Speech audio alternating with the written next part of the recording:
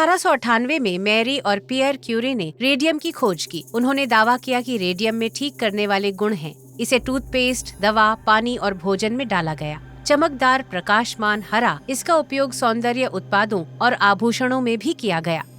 20वीं सदी के मध्य तक हमें मालूम हुआ कि रेडियोधर्मी तत्व के रूप में रेडियम के हानिकारक प्रभाव इसके दृश्य लाभों से कहीं ज्यादा प्रभावी हैं। दुर्भाग्य से रेडियम एकमात्र वर्णक नहीं है जो ऐतिहासिक रूप से हानि रहित या उपयोगी लग रहा था, लेकिन घातक निकला। ऐसे खेदजनक अंतर वाले कई तरह के रंग और वर्णक हैं, जिनका हम लंबे समय से खुद को और हमारे द्वारा बनाई गई चीजों को सजाने के लिए उपयोग करते रहे हैं।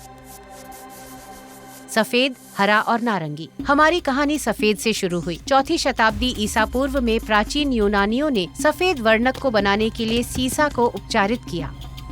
समस्या: मानवों में सीसा सीधे शरीर में अवशोषित होता है और रक्त नरम ऊतकों और खनिजीकृत ऊतकों में वितरित होता है। तंत्रिका तंत्र तक पहुंचते ही सीसा कैल्शियम की नकल करता है और कैल्शियम के कार्यों को बाधित करता है, जिससे सीखने की अक्षमता एवं उच्च रक्तचाप जैसे नुकसान होते हैं। फिर भी इस जहरीले वर्णक का उपयोग करने की प्रथा काफी समय और संस्कृतियों में जारी रही। 19वीं शताब्दी तक सफेद तेल या टेम्परा पेंट के लिए लेड व्हाइट ही एकमात्र व्यावहारिक विकल्प था। पेंट बनाने के लिए कलाकार सीसे के ब्लॉक को पीसकर पाउडर बनाते थे और अत्यधिक विषाक्त धूल कणों के संपर्क में आते थे। वर्णक के उदार उपयोग का परिणाम पेंटर को होने वाले पेट दर्द, या जिसे अब हम सीसा विषाक्तता कहते हैं, के रूप में होता था।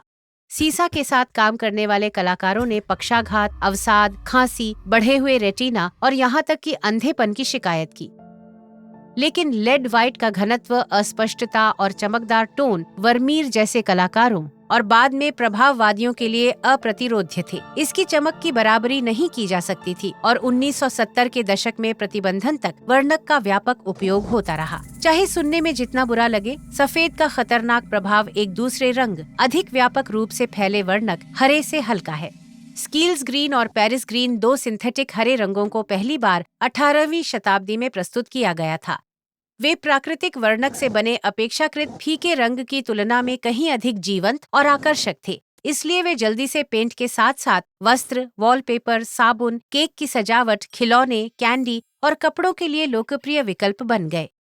ये हरे वर्णक क्यूप्रिक हाइड्रोजन आर्सेनिक नामक यौगिक से बने थे। मानवों में आर्सेनिक से कोशिकाओं के संप्रेषण और कार्य के तरीके को नुकसान हो सकता है और आर्सेनिक के उच्च स्तर सीधे कैंसर और हृदय रोग से जुड़े हुए हैं। नतीजतन 18वीं सदी के कपड़े कारखाने के मजदूर अक्सर जहर के शिकार हो जाते थे और हरी पोशाक में महिलाएं उनकी त्वचा पर आर्सेनिक के प्रभाव में आने से गिर जाती थीं। खटमल के बारे में अफवाह थी कि ग्रीन रूम में नहीं रहते और ये भी अनुमान है कि नेपोलियन की मृत्यु उसके हरे रंग के वॉलपेपर वाले बेडरूम में सोने से धीमी आर्सेनिक विषाक्तता से हुई थी। 1822 में आर्सेनिक नुस्खा प्रकाशित होने तक इन हरे रंग की तीव्र विषाक्तता पर्दे में रही और सदी के बाद इसका कीटनाशक के रूप में दोबारा प्रयोग हुआ। सिंथेटिक हरा संभवतः व्यापक उपयोग में सबसे खतरनाक रंग था, लेकिन कम से कम ये रेडियम की रेडियोधर्मिता के गुण को साझा नहीं करता था। एक और रंग ऐसा करता था, नारंगी। द्वितीय विश्व युद्ध से पहले सिरेमिक डिनरवेयर के निर्माताओं के लिए रंगीन ग्लेज में यूरेनियम ऑक्साइड का उपयोग आम बात थी। यौगिक शानदार लाल और नारंगी रंग पैदा करता था, जो विकिरण न होने पर लुभावनी विशेषता होती। स्पष्ट रूप से विकिरण के बारे में हम 1800 के दशक के अंत तक अनजान थे। इससे जुड़े कैंसर के बहुत बाद में खोज किए गए जोखिमों की बात छोड़ दें। द्वितीय विश्व युद्ध में अमेरिकी सरकार ने बम बनाने में उपयोग करने के लिए सारे यूरेनियम को जब्त कर लिया। हालांकि परमाणु ऊर्जा आयोग ने 1959 में इन प्रतिबंधों में ढील दी और समाप्त यूरेनियम सेरेमिक और कांच के कारखाने की जमीनों पर वापस आ गया। अगले दशक के दौरान बने नारंगी व्यंजनों की सतहों पर तब भी कुछ खतरनाक गुण हो सकते हैं। सबसे विशेष रूप से विंटेज फिएस्टा वेयर रेडियोधर्मिता पॉजिटिव होता है। स्तर काफी कम होने के कारण शेल्फ पर होने पर वे आधिकारिक तौर पर स्वास्थ्य जोखिम नहीं पैदा करते हैं, लेकिन यूएस ईपीए उनमें खाना खाने के खिलाफ चेतावनी देता है। पर हम अभी भी कभी कभी सिंथेटिक खाद्य रंगों के मुद्दों से जूझते हैं, लेकिन हमारी वैज्ञानिक समझ ने हमें अपने जीवन से खतरनाक रंगों को दूर करने में मदद की है।